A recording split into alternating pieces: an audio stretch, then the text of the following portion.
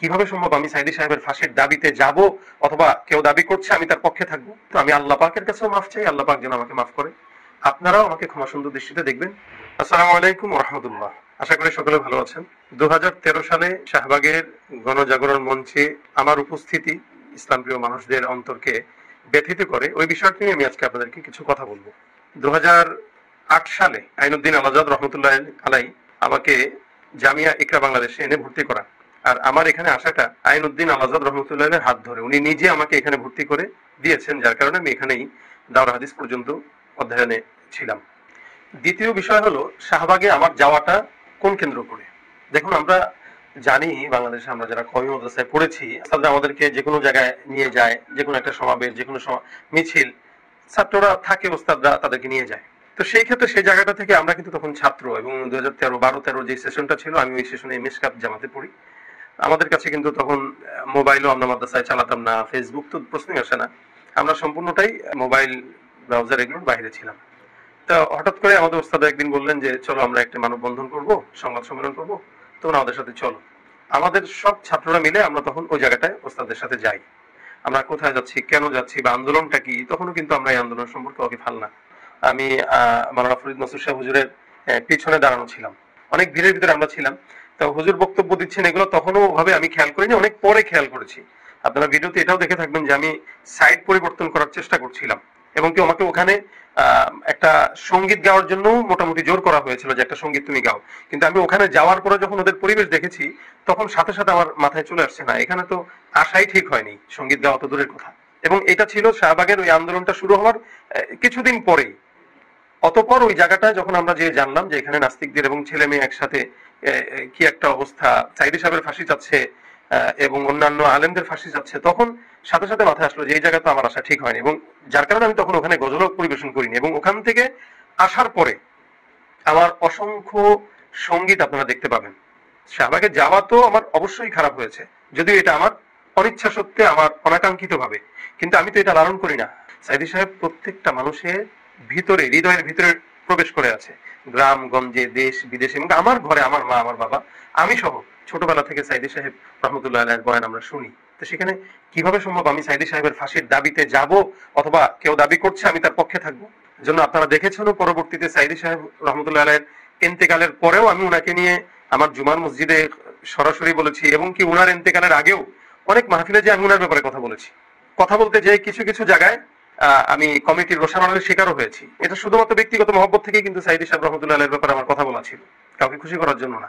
হেফাজতের আন্দোলনের সময় শাহবাগের ওটার বিপরীতে, শাহবাগের ওই আন্দোলনের পরবর্তীতেই কিন্তু হেফাজতে ইসলাম মাথা ছাড়া দিয়ে তখন বিশাল আকারে সারা বাংলাদেশে একটি বিপ্লব ঘটিয়েছে। ওই বিপ্লবের সময় আমার অসংখ্য সঙ্গীত, যা সারা বাংলাদেশ ব্যাপী সমাদৃত হয়েছে, প্রত্যেকটা হেফাজতের সমাবেশে আমাদের ওই সঙ্গীত গুলো গিয়েছে। সেই আন্দোলনে যখন আমরা কলরব বিশাল ট্রাক নিয়ে আমরা যখন মানুষের ভিতরে একটা স্পৃহা তৈরি করার জন্য ফাঁসি চাই, ফাঁসি চাই, নাস্তিকদের ফাঁসি চাই, নাস্তিকতার পতন চাই, দিন ইসলামের বিজয় চাই, এই গানগুলো তো আপনারা আপনাদের মুখে মুখে তো আমাদের এই সঙ্গীতগুলো। এর পরবর্তীতে অসংখ্য গান আমি রচনা করেছি যেগুলো নাস্তিকদের বিরুদ্ধে, যেগুলো শাহবাগী গণজাগরণ মঞ্চ না, শুধু বাংলার সব নাস্তিকদের বিরুদ্ধে। আমি 2015 সাল থেকে আলোচনা, 14-15 থেকে আমি আলোচনা করি বয়ানের জগতে। এই পর্যন্ত প্রত্যেকটা বয়ানে আমি নাস্তিকদের বিরুদ্ধে কঠোর অবস্থান নিয়েছি, এটা আপনাদের সামনে স্পষ্ট।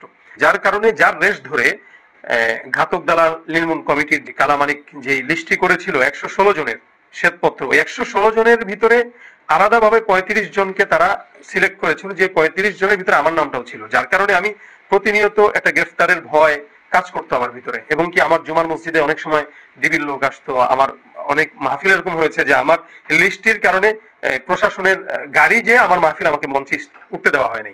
এখন আসুন, শাহবাগে গণজাগরণ মঞ্চে যারা গিয়েছিল, নাস্তিকরা যে আন্দোলনে গিয়েছিল, ওটাকে আমি আদৌ সাপোর্ট করতে পারি? এটা কিভাবে সম্ভব? একটা নাস্তিক যারা আমার রাসূলের সুন্নতকে যারা ব্যঙ্গ করে, এদের পক্ষ আমি আলেম হয়ে তো দূরের কথা, একজন সাধারণ ইমানদারও তাদের পক্ষ টানতে পারে না। অনেকেই প্রশ্ন করে থাকেন যে আমি কেন এটা আগে খোলাসা করিনি, এখন কেন করছি।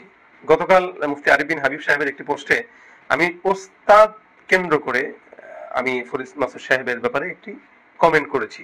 ওনার যে চিন্তাটা শাহবাগী গণজাগরণ মঞ্চে উনি যে চিন্তা নিয়ে গিয়েছিলেন, এটা সম্পূর্ণ ওনার ব্যক্তিগত মত। এই জায়গা থেকে কিন্তু আমি সম্পূর্ণ আলাদা, আমার মত আলাদা, যেটা আমি আপনাদের কাছে খোলাসা করেছি।